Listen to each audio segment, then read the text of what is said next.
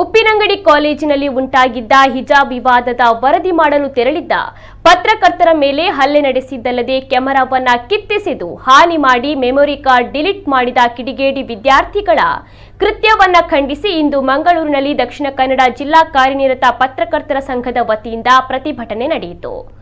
ಪ್ರತಿಭಟನೆಯಲ್ಲಿ ಹಿರಿಯ ಪತ್ರಕರ್ತರಾದ ಹರೀಶ್ ರೈ, ಬಾಳ ಜಗನ್ನಾಥ್ ಶೆಟ್ಟಿ, ವಿಜಯ್ ಕೋಟ್ಯನ್ ಮೊದಲಾದವರು ಮಾತನಾಡಿದರು. ಪತ್ರಕರ್ತರ ಸಂಘದ ಜಿಲ್ಲಾಧ್ಯಕ್ಷ ಶ್ರೀನಿವಾಸ್ ನಾಯ್ಕ್ ಇಂದಾಜೆ, ಪ್ರಧಾನ ಕಾರ್ಯದರ್ಶಿ ಜಿತೇಂದ್ರ ಕುಂದೇಶ್ವರ ನೇತೃತ್ವವನ್ನು ವಹಿಸಿದ್ರು. ಇದೇ ಸಂದರ್ಭದಲ್ಲಿ ಪತ್ರಕರ್ತರು ತಮಗೆ ನ್ಯಾಯ ಕೊಡಿ ಎಂದು ಧಿಕ್ಕಾರವನ್ನ ಕೂಡ ಕೂಗಿದ್ರು.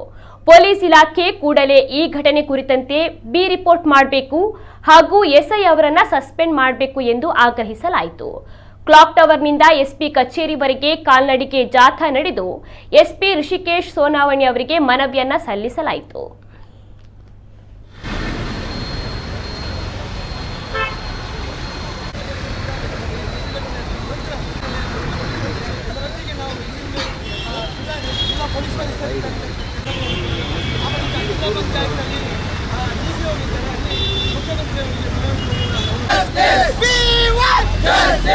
ಪತ್ರಕರ್ತರು ಯಾವತ್ತೂ ಸೌಹಾರ್ದತೆಯನ್ನು ಬಯಸಬೇಕು. ಇದು ಬಹುಶಃ ಕಳೆದ 5-6 ವರ್ಷದಿಂದ ಈ ಜಿಲ್ಲೆಯ ಜನತಾ ಗೌರವವನ್ನು ಎತ್ತಿಡುವ ಕೆಲಸ ಕಾರ್ಯಕ್ರಮ ಮೂಲಕ ನಮ್ಮ ಜಿಲ್ಲೆಯ ನಮ್ಮ ನಗರದ ಸೌಹಾರ್ದತೆ ಆಗಿರುವಾಗ ಇವತ್ತು ಕಾರ್ಯನಿಮಿತ್ತ ಹೋದ ಪತ್ರಕರ್ತರ ಮೇಲೆ ಕೇಸು ದಾಖಲಿಸ್ತಾರೆ ಅಂದ್ರೆ ಇದರ ಹಿಂದೆ ಯಾರಿದ್ದಾರೆ? ಆ ಸ್ಥಳಕ್ಕೆ ಕೆಲಸಕ್ಕೆ ಹೋಗಿದ್ದಾರಾ? ಅದೇ ರೀತಿ ಹಿಜಾಬ್ಗೆ ಸಂಬಂಧಿಸಿದ ಹೋದಂತಹ ಪತ್ರಕರ್ತರ ಮೇಲೆ ಕೇಸು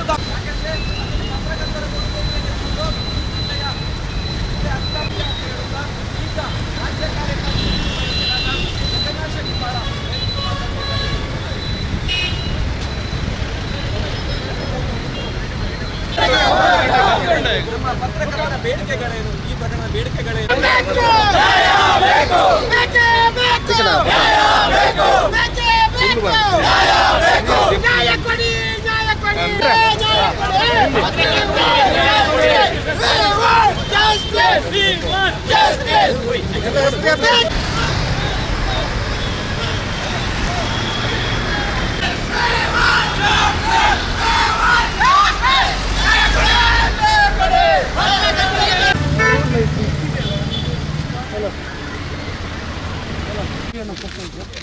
ನಮ್ಮ ಮನವಿ ಇತ್ತು. ನಿನ್ನೆ ನಾವು ಮೊನ್ನೆ ಒಂದು ಪ್ರಕರಣ ದಾಖಲಾಗಿದೆ. ಬಳಿಕ ನಾನು ತಕ್ಷಣ ನಿಮಗೆ ಕಾಲ್ ಮಾಡಿ ಈ ಘಟನೆ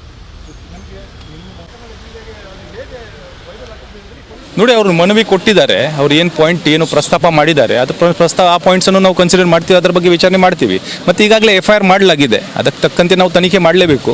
ಅದು ನಮ್ಮ ಮುಂದಿನ ಕ್ರಮ ನಾವು ಮಾಡ್ತೀವಿ. ತನಿಖೆ ಆಗಬೇಕು, ಸಾಕ್ಷ್ಯಾಧಾರಗಳ ಸಂಗ್ರಹಿಸಬೇಕು, ಅದಕ್ಕೆ ತಕ್ಕಂತೆ ಫೈನಲ್ ರಿಪೋರ್ಟ್ ಮಾಡಲಾಗುವುದು. ದಕ್ಷಿಣ ಕನ್ನಡ ಜಿಲ್ಲಾ ಕಾರ್ಯನಿರತ ಪತ್ರಕರ್ತರ ಸಂಘದ ಸದಸ್ಯರಾಗಿರುವ ಅಜಿತ್ ಕುಮಾರ್ ಅವರು ಜೂನ್ 2 ತಾರೀಕಿಗೆ ಮಧ್ಯಾಹ್ನ ಹಿಜಾಬ್ ವಿವಾದಕ್ಕೆ ಸಂಬಂಧಿಸಿದಂತೆ ಉಪ್ಪಿನಂಗಡಿ ಸರ್ಕಾರಿ ಪ್ರಥಮ ದರ್ಜೆ ಕಾಲೇಜಿನ ಪ್ರಾಂಶುಪಾಲರನ್ನು ಭೇಟಿ ಮಾಡಿ ಅವರ ಸಂದರ್ಶನವನ್ನು ಮಾಡಿ ಹೊರಗೆ ಬರುವಾಗ ಕೆಲ ಮಂದಿ ವಿದ್ಯಾರ್ಥಿಗಳು ಅವರನ್ನು ತಡೆದು ರೂಮಿನ ಕೋಣೆಯೊಳಗೆ ಕೂಡಿ ಹಾಕಿ ಅಲ್ಲಿರುವ ಆ ಒಂದು ಮೊಬೈಲ್ನಲ್ಲಿ ಏನು ಅವರು ಬೈಟನ್ನು ತಗೊಂಡಿದ್ದಾರೆ, ಅದನ್ನು ಬಲಾತ್ಕಾರವಾಗಿ ಡಿಲೀಟ್ ಮಾಡಿದ್ದಾರೆ.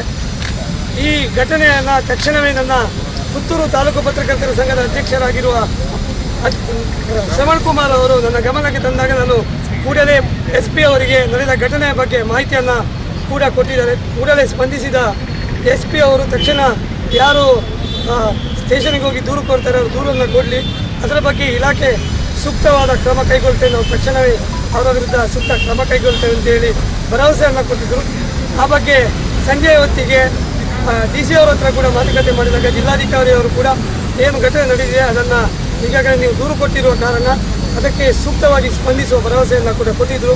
ಸಂಜೆಯ ವೇಳೆಗೆ ಯಾರೋ ಈ ಒಂದು ಘಟನೆಯಲ್ಲಿ ಶಾಮೀಲಾಗಿದ್ದಾರೆ ಅವರ ವಿರುದ್ಧ FIR ಅನ್ನು ಕೂಡ ಮಾಡುವ ಕೆಲಸವನ್ನು SP ಅವರು ಕೂಡ ಮಾಡಿದ್ದಾರೆ. DC ಅವರು ಕೂಡ ಅದಕ್ಕೆ ಸ್ಪಂದನೆಯನ್ನು ಮಾಡಿದ್ದೇವೆ. ನಾವು ಈ ಘಟನೆಯ ಬಗ್ಗೆ ಹಿರಿಯ ಅಧಿಕಾರಿಗಳ ಗಮನಕ್ಕೆ ತಂದಾಗ ಖಂಡಿತವಾಗಿ ನಾವು ನಿಮಗೆ ಏನು ನ್ಯಾಯ ದೊರಕಿಸಿಕೊಡ್ಬೇಕು ಅದನ್ನು ಕೊಡ್ತೇವೆ ಎಂಬ ಮಾತನ್ನು ಕೂಡ ಹೇಳಿದರು. ಆ ಪ್ರಕಾರ ನಾವು ಶಾಂತಿಯುತವಾಗಿ ಇದ್ದೆವು.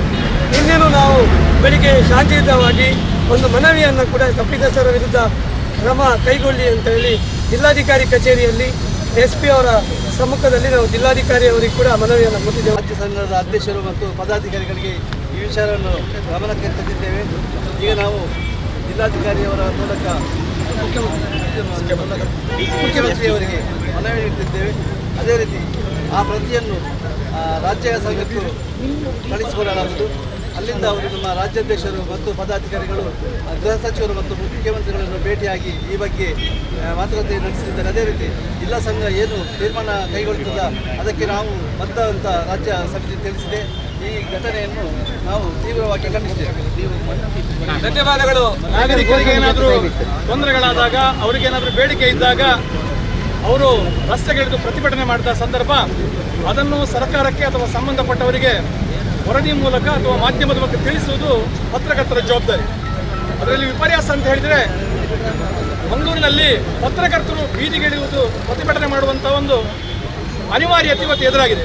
ಅದು ಬಹಳ ಪ್ರಜ್ಞಾವಂತರ ಜಿಲ್ಲೆ ಅಂತ ಹೇಳುವ ದಕ್ಷಿಣ ಕನ್ನಡ ಜಿಲ್ಲೆಯಲ್ಲಿ ಇಂಥ ವಿದ್ಯಮಾನ ನಡೀತಾ ಇದೆ ಅಂತ ಹೇಳುವಂಥದ್ದು ಅತ್ಯಂತ ಖೇದಕರ. ಉಪ್ಪಿನಂಗಡಿಯ ಸರ್ಕಾರಿ ಕಾಲೇಜಿನಲ್ಲಿ ಏನು ಪ್ರಕರಣ ನಡೆದಿದೆ ಅಂತ ಹೇಳಿ ನಮ್ಮ ಅಧ್ಯಕ್ಷರು ಮತ್ತು ರಾಜ್ಯ ಕಾರ್ಯಕಾರಿ ಸಮಿತಿ ಸದಸ್ಯರೆಲ್ಲ ನಿಮಗೆ ವಿವರವಾಗಿ ಹೇಳಿದ್ದಾರೆ.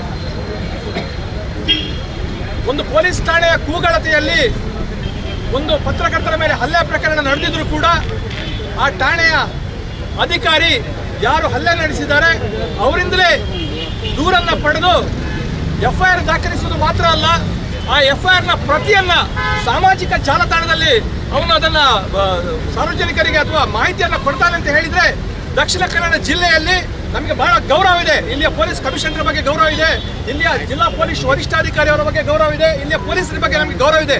ಆದರೆ ಉಪ್ಪಿನಂಗಡಿ ಪೊಲೀಸ್ ಠಾಣೆಯಲ್ಲಿ ಯಾವ ಅಧಿಕಾರಿಯನ್ನು ಕೂರಿಸಿದ್ರಿಂದ ನಾವು ಸನ್ಮಾನ್ಯ ಗೃಹ ಸಚಿವರನ್ನ ಮತ್ತು ಮುಖ್ಯಮಂತ್ರಿಯನ್ನ ಪ್ರಶ್ನೆ ಮಾಡಬೇಕಾಗ್ತದೆ. ಇವತ್ತು ದಕ್ಷಿಣ ಕನ್ನಡ ಜಿಲ್ಲೆ ಅತ್ಯಂತ ಸೌಹಾರ್ದತೆಯ ಜಿಲ್ಲೆ, ಪ್ರಜ್ಞಾವಂತರ ನಾಡು ಅಂತ ಹೇಳಿಕೊಳ್ಳುವಲ್ಲಿ ಇಂತಹ ಒಂದು ಅವನ ಕೂಗಳತೆಯಲ್ಲಿ ನಡೆಯುವಂತಹ ಒಂದು ಹಲ್ಲೆ ಪ್ರಕರಣದ ವಿರುದ್ಧ ಯಾರು ಹಲ್ಲೆಗೆ ಒಳಗಾಗಿದ್ದಾರೆ ಅವರ ವಿರುದ್ಧ FIR ದಾಖಲಿಸಿ ಆ FIR ಪ್ರತಿಯನ್ನ ಸಾಮಾಜಿಕ ಜಾಲತಾಣಕ್ಕೆ ಒಬ್ಬ ಪೊಲೀಸ್ ಅಧಿಕಾರಿಗಳೇ ಬಿಡುಗಡೆ ಮಾಡ್ತಾರೆ ಅಂತ ಹೇಳಿದ್ರೆ ನಾನು ಈ ಜಿಲ್ಲೆಯ ಉಸ್ತುವಾರಿ ಸಚಿವರನ್ನ ಮನವಿ ಮಾಡಿಕೊಳ್ತಾ ಇದ್ದೇನೆ. ಸರ್, ನಾವು ದಯವಿಟ್ಟು ಮಧ್ಯ ಪ್ರವೇಶಿಸಬೇಕು. ಪತ್ರಕರ್ತರಿಗೆ ಇಂತಹ ಅನಿವಾರ್ಯ ಸಂದರ್ಭ ಆದಾಗ ನೀವು ಕೇವಲ ಇಲ್ಲಿಯ ಶಾಸಕರುಗಳಾಗಲಿ, ಸಂಸದರಾಗಲಿ, ಸಚಿವರುಗಳು ನಮಗೆ ದೂರವಾಣಿ ಮಾಡಿ ಸಾಂತ್ವನ ಹೇಳುವುದಲ್ಲ, ನಮ್ಮ ಆಗ್ರಹ ಅಲ್ಲ, ನಮ್ಮ ಆಗ್ರಹ ಇದು, ನಮ್ಮ ವಿನಂತಿ ಅಲ್ಲ. ಉಪ್ಪಿನಂಗಡಿ ಪೊಲೀಸ್ ಠಾಣಾ ಅಧಿಕಾರಿಯನ್ನ 3 ದಿವಸದೊಳಗಾಗಿ ನೀವು ಅಲ್ಲಿಂದ ವರ್ಗಾವಣೆ ಮಾಡದಿದ್ರೆ ಮತ್ತೆ ಪತ್ರಕರ್ತರು ನೀವು ಯಾವುದೇ ರೀತಿಯ ಸಹಕಾರವನ್ನ ನಿರೀಕ್ಷೆ ಮಾಡಬೇಡಿ ಅಂತ ಹೇಳುವ ಒಂದು ಎಚ್ಚರಿಕೆಯನ್ನು ನಿಮಗೆ ನಾವು ಕೊಡ್ತಾ ಇದ್ದೇವೆ.